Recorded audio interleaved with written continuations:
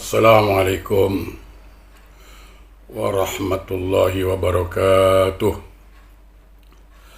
Innal hamdalillah wa syukurulillah wal aqibatu lil muttaqin. Asyhadu an la ilaha illallah wahdahu la syarikalah wa asyhadu anna sayyidana Muhammadan abduhu wa rasuluh la nabiyya ba'dah. Allahumma fasalli wa sallim ala sayyidina Muhammadin wa ala alihi wa ashabihi rasulillahi ajma'in, amma ba'du. Rabbi shrah li sadri wa yassir li amri wahlul 'uqdatam min lisani yafqahu qawli. Subhanaka la ilma lana illa ma 'allamtana innaka antal alimul hakim. La hawla wa la quwwata illa billahil aliyil azim. Ilahi anta rabbi wa ridhakal matlubi.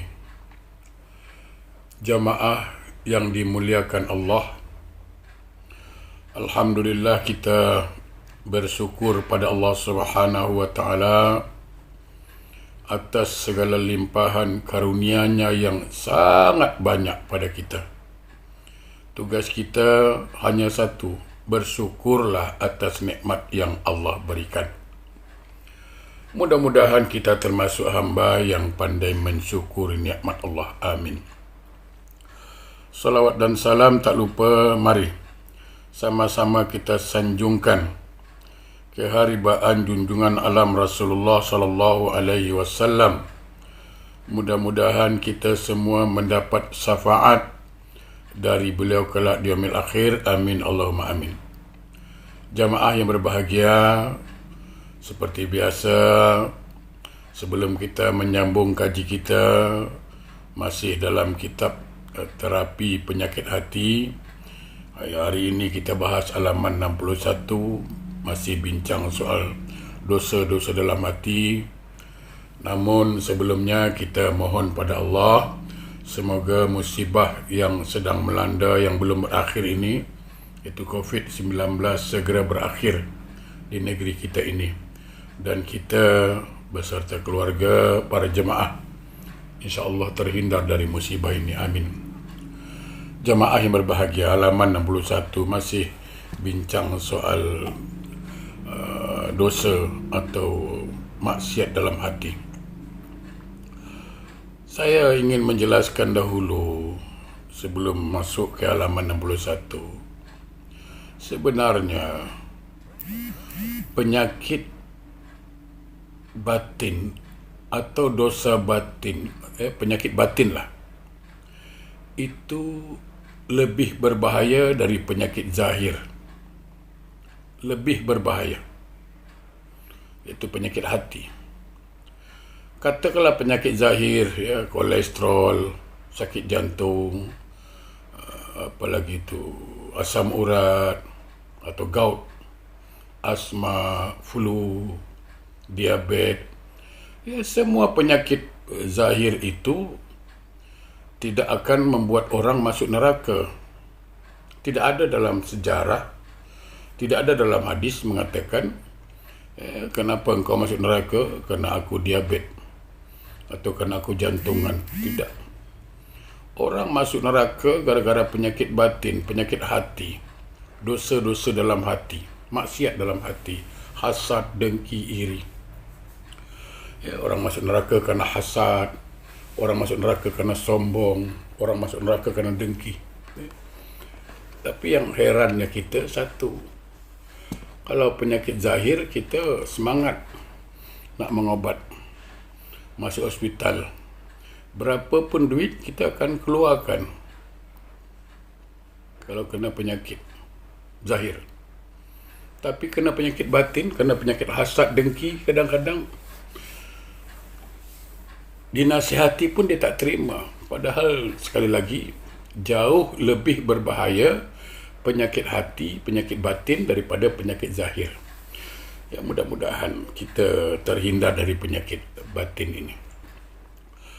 Cuba kita tengok halaman 61. Saya cuba menguraikan secara simple.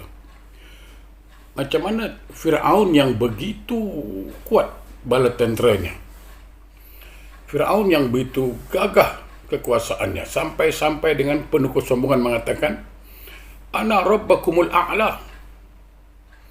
Aku Tuhan Maha Tinggi. Betapa sombongnya Firaun. Akhirnya tenggelam di Laut Merah. Tenggelam, dibenamkan Allah di Lautan Merah. Ini akibat apa? Penyakit batin, penyakit hati. Kita tengok Qarun, orang kaya yang hartanya tidak terhitung sampai sekarang orang sebut harta karun. Akhirnya hartanya di mana? Dibenamkan Allah dalam tanah. Kenapa? Karena sifatnya yang tamak, haloba, penyakit batin. Raja Namrud, kena sombongnya, kena angkuhnya. Banyak sejarah yang mencatat orang-orang yang berpenyakit batin, orang-orang yang berpenyakit hasad, dengki, iri, berakhir dengan azab Allah. Ini yang dikatakan Allah dalam Al-Quran. Mari kita tengok ayatnya. Surat Al-A'raf ayat 167. Surat Al-A'raf 167. A'udzu billahi minasy syaithanir rajim. Wa idz ta'azzana rabbuka la yab'atsanna 'alaihim ila yaumil qiyamah.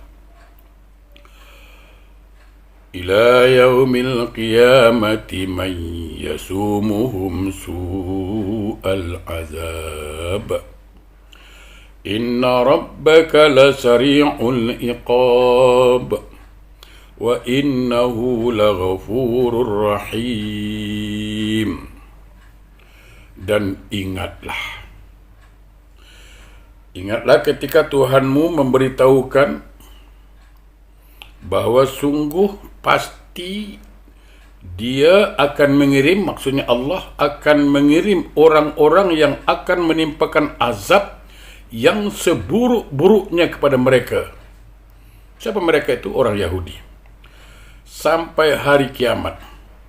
Sesungguhnya Tuhanmu sangat cepat siksanya, dan sesungguhnya Dia Maha Pengampun, Maha Penyayang.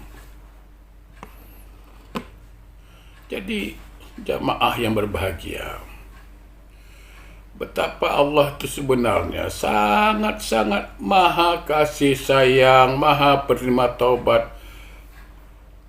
Bagaimanapun penyakit batin kita ini, sejahat apapun kita ini, sesamsing apapun kita ini, katakanlah, kalau kita tidak kembali ke jalan Allah, kalau kita tidak kembali ke jalan yang lurus, maka tunggulah azab Allah. Allah akan datangkan azabnya.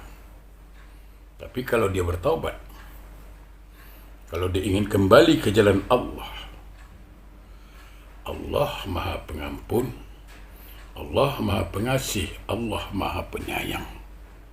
Sekarang tanya kita, tanya diri masing-masing. Tak ada orang yang tak bermaksiat, tidak ada orang yang tidak berpenyakit batin. Tidak luput manusia dari sifat sombong, hasad, tidak luput. Tinggal lagi dia sadar atau tidak, itu saja. Jamaah yang berbahagia. Dalam bahasa pepatah mengatakan apa?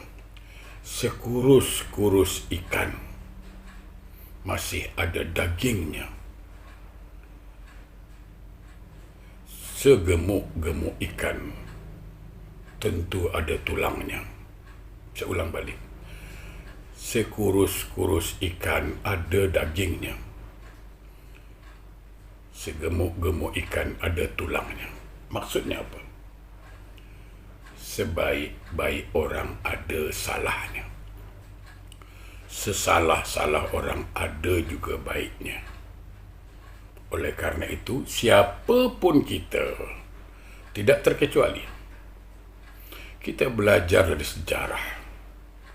Firaun yang angkuh, Firaun yang sombong, Firaun yang takabur, hancur, ditenggelamkan Allah. Apa susahnya bagi Allah menghancurkan orang yang sombong di antara kita, orang yang angkuh di antara kita? Sadar. Korun yang hartanya banyak, yang tak terhitung, pun hancur, diazab oleh Allah. Berapalah harta kita ini? Mari jemaah berbahagia, sebelum ajal menjemput nyawa kita, sebelum azab datang pada kita, mari segera mohon ampun pada Allah Subhanahu wa ta'ala. Saudaraku yang berbahagia, Imam Ahmad menuturkan dari Walid bin Muslim, dari Safwan, dari Amr, dari Abdurrahman bin Zubair bin Nafir, dari ayahnya. Ya, ini bagian bawah halaman 61. Ia berkata, setelah Pulau Siprus ditaklukkan, lalu memisahkan penduduk dengan wilayahnya, mereka masing-masing menangis. Ya. Jadi ketika Pulau Siprus ditaklukkan, lalu penduduknya dipisahkan dari wilayahnya, mereka penduduk sampai menangis. Aku melihat Abu Darda sedang duduk sendirian menangis. Aku tanyakan, wahai Abu Darda, apa yang membuatmu menangis? Pada saat Allah memuliakan Islam dan pemeluknya. Bila Abu Darda ditanya, apa sebab dia menangis? Sedangkan Allah memuliakan Islam dan pemeluknya. Apa jawab Abu Darda? Wahai Zubair, alangkah rendahnya makhluk di sisi Allah jika mereka meninggalkan perintah-perintahnya. Sementara ia adalah umat yang benar-benar perkasa, mereka menjadi seperti yang engkau lihat sekarang. Jemaah, maksudnya apa? Abu Darda menangis ialah Islam, agama yang dimuliakan Allah. Islam, agama yang diridhoi oleh Allah. Inna dina indallah al-Islam. Tetapi banyak di antara kita umat Islam, padahal Islam agama yang dimuliakan Allah. Artinya umat Islam, umat yang dimuliakan Allah.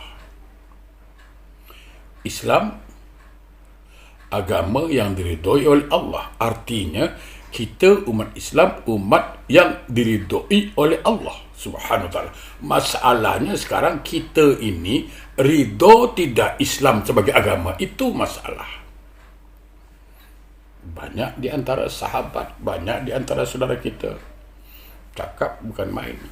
Raditu billahi rabba wa bi Muhammadir rasulah wa bil Islam Madinah. Dia ridho Allah sebagai Tuhan, katanya. Ridho Muhammad sebagai Nabi SAW, ridho Islam sebagai agama, katanya. Tapi realiti, solat ke dia? Tunduk tak dengan perintah Allah? Taat tidak dengan perintah Allah? Tinggalkan tak larangan Allah? Ikut tak sunnah Nabi? Amalkan tak ajaran Islam? Kalaulah perintah Allah tidak taat, sunnah Nabi ditinggalkan, ajaran Islam tak diamalkan, di mana letak ridhonya? Di mana letak ridhonya? Bohong. Nah, ini yang membuat Abu Darda menangis. Kita makhluk yang Allah muliakan, agama yang Allah muliakan. Tapi kita tidak sadar. Banyak di antara saudara kita tidak sadar, yang akhirnya dibenamkan oleh Allah. Akhirnya diazab oleh Allah. Oleh karena itu jemaah yang berbahagia, sekali lagi mari kita sadar, ya. Ali bin Ja'ad mengatakan bahawa Nabi SAW bersabda, tidak akan binasa manusia hingga alasan yang tepat bagi dirinya. Betul, tidak mungkin Allah mengazab manusia. Tidak mungkin Allah menyiksa manusia tanpa alasan. Tentu ada alasan. Kenapa? Karena engkar. Karena kufur. Wala in kafartum inna azabi la syadid. Kalau kau engkar, kata Allah, atas nikmat yang aku berikan, tunggu, azabku sangat pedih.